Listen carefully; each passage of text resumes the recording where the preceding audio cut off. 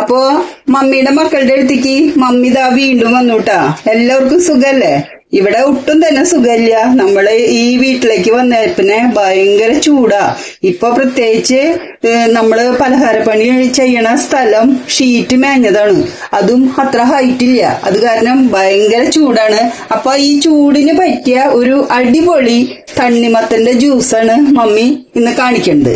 അപ്പൊ ഞാന് ഒരു പകുതി തണ്ണിമത്തൻ എടുത്തിട്ട് ഇതുപോലെ തോലൊക്കെ കളഞ്ഞ് പീസുകളാക്കിയിട്ട് ഫ്രീസറിൽ വെച്ചതാണ്.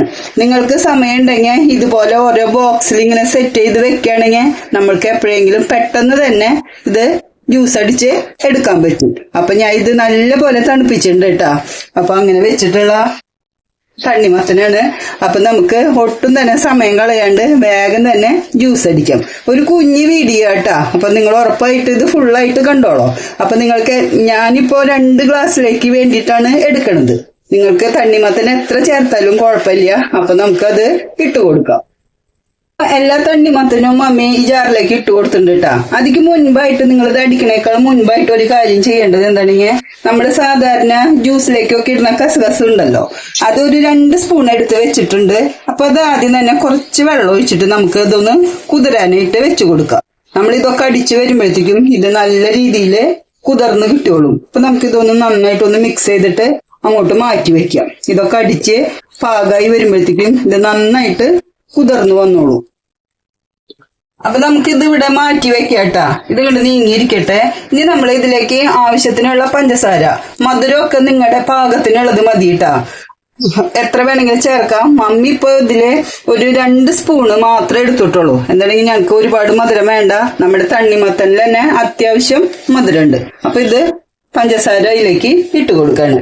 അതുപോലെ തന്നെ ഇതിലേക്ക് വേണ്ടത് ഒരു നുള്ള് ഉപ്പ്, ഒരു 1/4 ടീസ്പൂൺ കഷ്ടി, അതും കൂടെ ഇതിലേക്ക് ഇട്ട് കൊടുക്കാം. പിന്നെ മമ്മി എടുത്ത് വെച്ചിരിക്കുന്നത് എന്താണെങ്കിൽ ഒരു ചെറുനാരങ്ങ, ഈ ഒരു വലുപ്പത്തിലുള്ള ചെറുനാരങ്ങയുടെ നീര് പിഴിഞ്ഞെടുത്തതാണ്.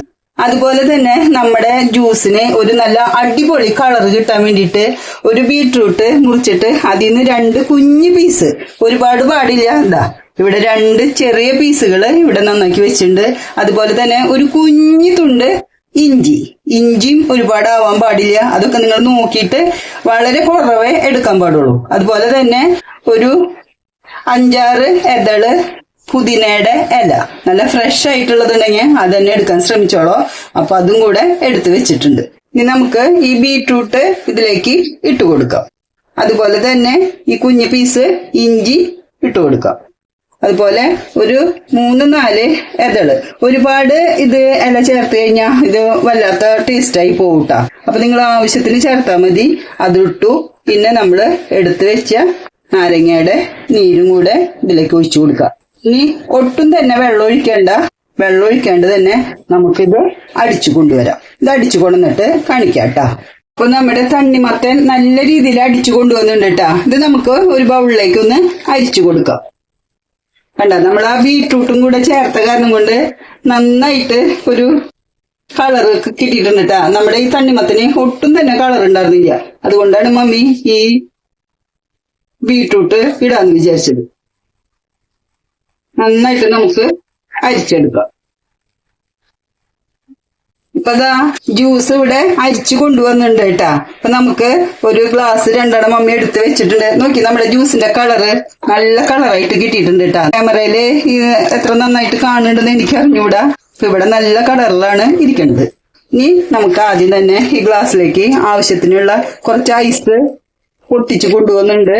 അപ്പൊ ഐസും കൂടെ എനിക്ക് ഉപ്പ് കൊടുക്കും.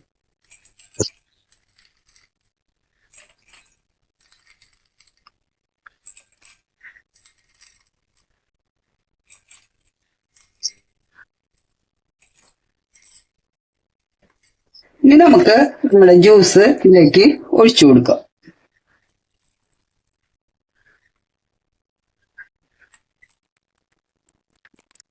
ഇനി നമുക്ക് ഏറ്റവും ലാസ്റ്റായിട്ട് നമ്മൾ നേരത്തെ എടുത്തു വെച്ച കസ്കസ് ഉണ്ടല്ലോ, നന്നായിട്ട് കുതിർന്ന് കിട്ടിയിട്ടുണ്ട് കേട്ടാ.